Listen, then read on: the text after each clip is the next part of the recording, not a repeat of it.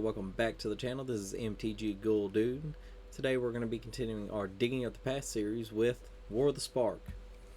Now, War of the Spark was a big hit in my opinion because I got to see a new take on zombies, and I really appreciated what they did with it and the way they went with it. So let's go on ahead and get into it with a little bit about War of the Spark. It was our 81st Magic expansion. It was released on May 3rd, 2019, right before 2020. Anyways, unofficially, it is part of the Guilds of Ravnica block. Unofficially, it's the third part, where it covers the event of the same name, where Nicol Bolas is trying to invade Ravnica and his army of Eternals, and he inevitably fails because Liliana turns her back on him, and ends up just sending him off and away, sending him to the meditation plane. So let's get into it. Starting off with our white zombies, God Eternal Oketra. For 3 and 2 white, we get a 3/6 legendary creature zombie god. She has double strike, so that's still pretty good. But her best ability, in my opinion, is whenever you cast a creature spell, create a 4/4 black zombie warrior creature token that has vigilance. That is important. And it also has the god text where it says if it dies or is put into exile from the battlefield, you may put it on the top of its owner's library, third from the top. I mean, that's not bad. I mean, but for a 3/6 that makes babies every time you cast a creature spell, that's pretty good. Now we get into some of our blue with Avian Eternal. For 2 and a blue. It's a 2/2 zombie bird warrior with flying, and whenever it enters the battlefield, it amasses.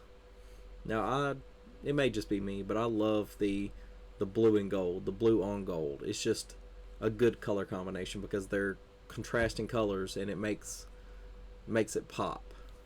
And I kind of love the scythe that it's wielding. Eternal Sky Lord. This is the start of a series of lords that we as zombie players haven't seen before, because they're in their color, but they do a thing with just tokens. They don't do it with all zombies.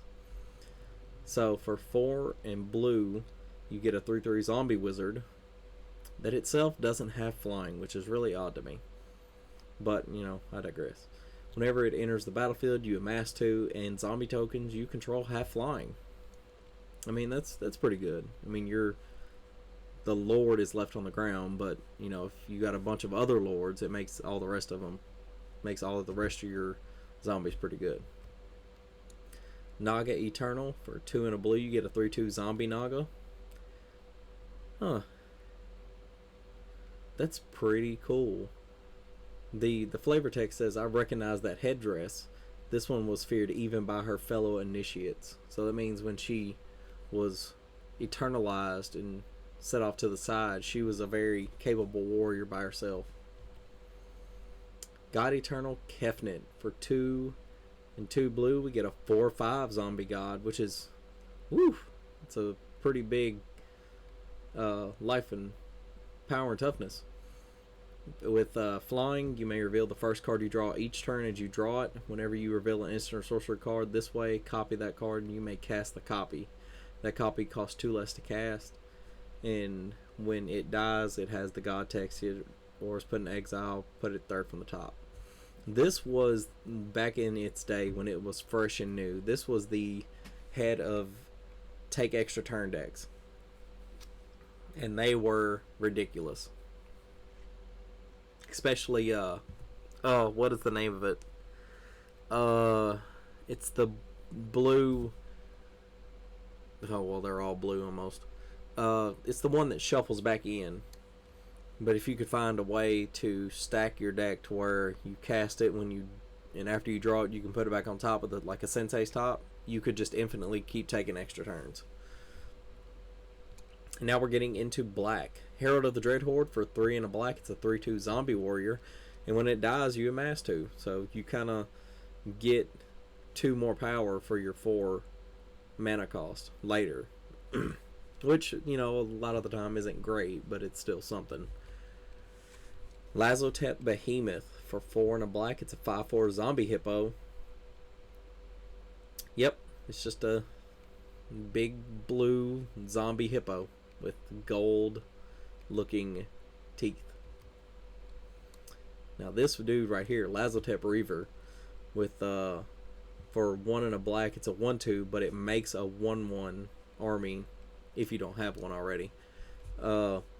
This still puts in work in Pauper right now, and it's a really good card because it makes an extra, feeds all the rest of the zombies on the board if you need it, spreads it out a little wider. Because I mean, for 2 mana, if you already have an army token on the board, it just gets 1 more bigger. You just make it a 2/2 for what, 4 mana? It's a build your own. Shriek Diver for 2 and a black, it's a 2/1 zombie bird warrior. And this is the thing that I do not like about the zombies they're coming out with now, or just undead things in general. Because it's a zombie bird warrior with flying, but you can tap 1 and give it haste until end of turn. Like, they couldn't put a different ability on there. Like, I understand that is the going thing for flying zombies, if you wanted to attack with them. But that's 4 mana for a 2/1. Granted, it flies, it has its own evasion, but I don't know, I just don't like the format that they're doing for these flying zombies. Spark Reaper for 2 and a black, it's a 2/3 zombie. And for 3 generic mana, you can sack a creature or a planeswalker. You gain a life and you draw a card. I would say that is almost useless unless you're playing it in a deck where you want to be sacrificing creatures and you can generate a lot of mana. And I mean, it's life gain and card draw. I mean, you're feeding 2 aspects. Dread Malakan. Now this one right here, I loved some Dread Malakan when I was playing in War of the Spark Standard. Because for a black, you get a 1/1 zombie cat, and it has menace, but it has an ability for 2 and a black. You can sacrifice another creature and put 2 counters on it. I mean, a menace 3/3 for 1. I mean, you paid an extra 3 for it, but I mean, it's still pretty good in my opinion. It's a threat they have to answer. Eternal Taskmaster. For 1 and a black, it's a 2/3, which is really odd, but it makes a little bit more sense when you read the next line on it. It comes in tapped. And when it attacks, you may pay the 2 and a black. If you do, return a target creature card from your graveyard to your hand. And I love the flavor text on this one. It says, they are called Eternals. They will never stop. And that was from Jace Beleriand himself. I like the art because it shows that he's pulling them to where, even though they're down, he's pulling them to where they need to go. Like, he's taking the responsibility to get them all together and get them to where they need to go. Vizier of the Scorpion. This is another one of those lords I was talking about earlier. So for 2 and a black, you get a 1/1 zombie wizard. And when it enters the battlefield, you amass 1. And zombie tokens you control have death touch. The art on this is just ridiculous because it shows it feeding it poison to where it attacks, it'll kill. But that's just a gruesome art, and I love it. God Eternal Bantu. We're getting into our 3rd god. For 3 and 2 black, we get a 5/6 zombie god with menace. Whenever it enters the battlefield, you may sacrifice any number of other permanents, so that it could include lands if you're that really down and low, and then you draw that many cards. And then it has the god text of, if it dies or is exiled, put it on the top, 3rd from the top. Now we're getting to our red ones. On-Crop Invader. For 2 and a red, you get a 2/2 zombie Minotaur warrior. As long as it's your turn, it has first strike, and then it's its own sack outlet to where you can sacrifice another creature and it buffs itself. So that's pretty good if you're consistently making zombies and whatnot. Grim Initiate. For 1 red, it's a 1/1 zombie warrior with first strike, and when it dies, it amasses 1. That's pretty good in my opinion. Invading Manticore. For 5 and a red, it's a 4/5 zombie Manticore, and when it enters the battlefield, you amass 2. And I love how some of the cards and the arts of the cards, they actually show how many you're going to amass. Like if you look in this art, there's 2 Eternals behind him. I don't know. It's pretty good. And if you look at the zombie army arts, the tokens, you can see as you go and you get more, you can make it seem like you're getting more and more army on the card. Dreadhorn Twins. For 3 in a red, you get a 2/2 zombie jackal warrior. When it enters the battlefield, you amass 2, and zombie tokens you control have trample. This one is kind of lackluster. I would have preferred they have like first strike to go with the death touch. But I mean, it's not completely outside of red, but it's still kind of, it's mediocre in my opinion. But the art is still pretty good. I love the art. Dreadhorde Arcanist. This was a staple for a good long time in Spellslinger decks. Whenever it appeared. For 1 in a red, you get a 1/3 zombie wizard with trample. Yeah. Whenever it attacks, you may cast an instant sorcery card with converted mana cost less than or equal to Dreadhorde Arcanist's power from your graveyard without paying its mana cost. If that card would be put into your graveyard this turn, exile it instead. This was a powerhouse because it was versatile. You could put it in a pump deck, or you could put it in a Spellslinger deck where it was trying to utilize as many instances of sorceries as possible. Neheb, the Dreadhorde Champion. For 2 and 2 red, it's a 5/4 legendary creature zombie minotaur warrior. So another minotaur. With trample, whenever Neheb Dreadhorde Champion deals combat damage to a player or planeswalker, you may discard any number of cards. If you do, draw that many cards and add that much red. So we're talking a lot of mana. If you consistently can draw cards and really have no use for them. And until end of turn, you don't lose this mana as phase and steps end. It's pretty good because you can kind of just stack mana. And if you have like a Leyline Tyrant where you can just consistently stack it, you never lose your red mana. Then we come to our green with only God Eternal Ronus in the lineup. For 3 and 2 green, we get a 5/5 zombie god with Death Touch. When it enters the battlefield, double the power of each other creature you control until end of turn. Those creatures gain vigilance until end of turn, and it has the God Claws. Dies or exiles, third from the top. Now we get into our multicolored with our Lord called Gleaming Overseer. For 1 a blue and a black. It's a 1/4 zombie wizard, and when it enters the battlefield, you amass 1, and zombie tokens you control have hexproof and menace. This is really good with any of your tokens as long as they have like 2 power and the Vizier of the Scorpion, to where you can have them basically kill 2 creatures anytime they try to block them, and they can't kill it unless they kill the Overseer first. Soul Diviner. For a blue and a black, you get a 2/3 zombie wizard, which is a really good rate for a 2/3. 2 mana for a 2/3, but it is like cost impeding whenever it's 2 different colors. But you can tap it, remove a counter from an artifact, creature, or land or planeswalker you control, and you can just draw a card. I'm not gonna say it's a bad card, but I will say that they could have did better with this one. This is my boy right here, Dreadhorde Butcher. For a black and a red, you would get a 1/1 zombie warrior. But don't let that fool you, because it has haste.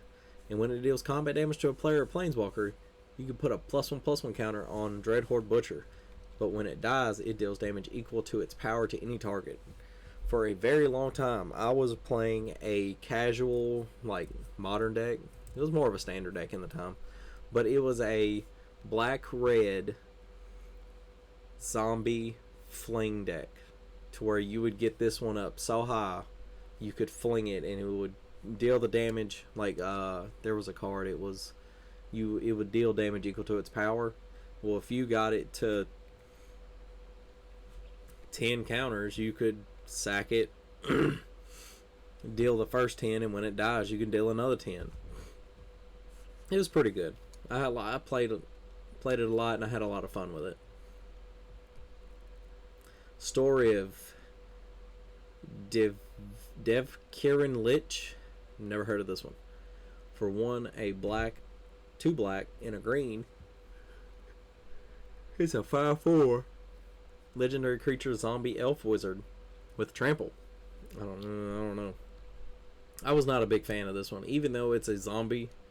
This is one that I've kind of like always tried to push out of my mind, because what it doesn't do what we do as zombie players. Or I mean, it could have a deck around it, but it's. Let's read the effect. It has trample once again, and whenever it deals combat damage to a player or planeswalker, return to your hand target creature or planeswalker card in your graveyard that wasn't put there this combat.